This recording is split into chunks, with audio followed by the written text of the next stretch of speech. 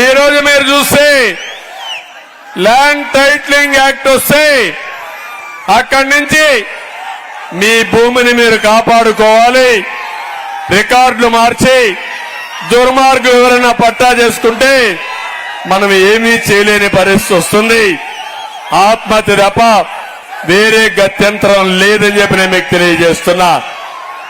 ఈ ప్రభుత్వం ఎంత చేతగాని ప్రభుత్వం అంటే ఆరోగ్యశ్రీకి 1500 కోట్ల రూపాయలు బకాయిలు పెట్టి మీ ఆరోగ్యాన్ని తాకట్టు పెట్టిన ప్రభుత్వం ఈ సైకో ప్రభుత్వం అని చెప్పి నేను మీకు తెలియజేస్తున్నా. 1, 2 కాదు, నేను ఒకటే మిమ్మల్ని చెప్తున్నాను. 5 ఏళ్ల వైఎస్ఆర్ కాంగ్రెస్ పార్టీ వల్ల మీ జీవితాల్లో మార్పు వచ్చిందా తమ్ముళ్ళు అని అడుగుతున్నా. మీ ఆదాయం పెరిగిందా అని అడుగుతున్నా. ఖర్చులు పెరిగాయా లేదా అని మిమ్మల్ని అడుగుతున్నా. నమస్తే అండి. ఇది వ్యాపారం గురించి కాదు, ఓటు గురించి. ఎన్నికల్లో ఓటు వేయడం మన హక్కు మాత్రమే కాదు, కర్తవ్యం. ఎంతో మంది మహా నేతలు శ్రమించి ప్రాణత్యాగం చేసి ఈ అవకాశాన్ని మనకిప్పించారు. అందరూ ఓటు వేద్దాం. ఎందుకంటే ఓటు హక్కు ఊరికే రాదు. నా ఓటు ఎవరికో తెలుసా? అది సీక్రెట్ అండి. అంటే మీ జీవన ప్రమాణాలు పడిపోయినాయి, అవునా కాదా?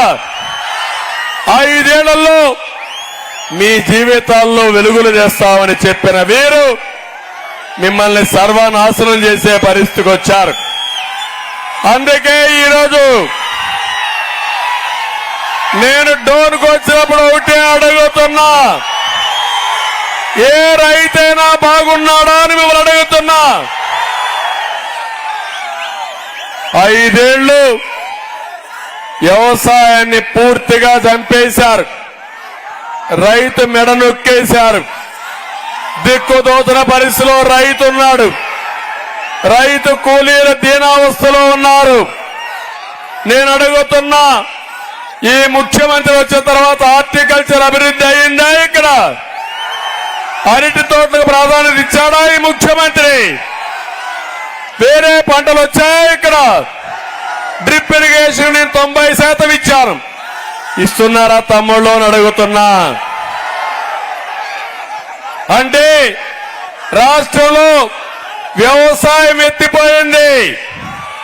రాయలసీమ హార్టికల్చర్ హబ్ గా తయారు చేసి రాయలసీమ రైతు గౌరవంగా తిరిగేట్టుగా చేసిన పార్టీ తెలుగుదేశం పార్టీ. అలాంటి హార్టికల్చరు, పండ్ల తోటలు, కూరగాయలు పూర్తిగా దెబ్బతినే పరిస్థితికి వచ్చింది. నేను ఒకటే మీ అందరినీ కోరుతున్నా, అన్నదాతను ఆదుకుంటాం.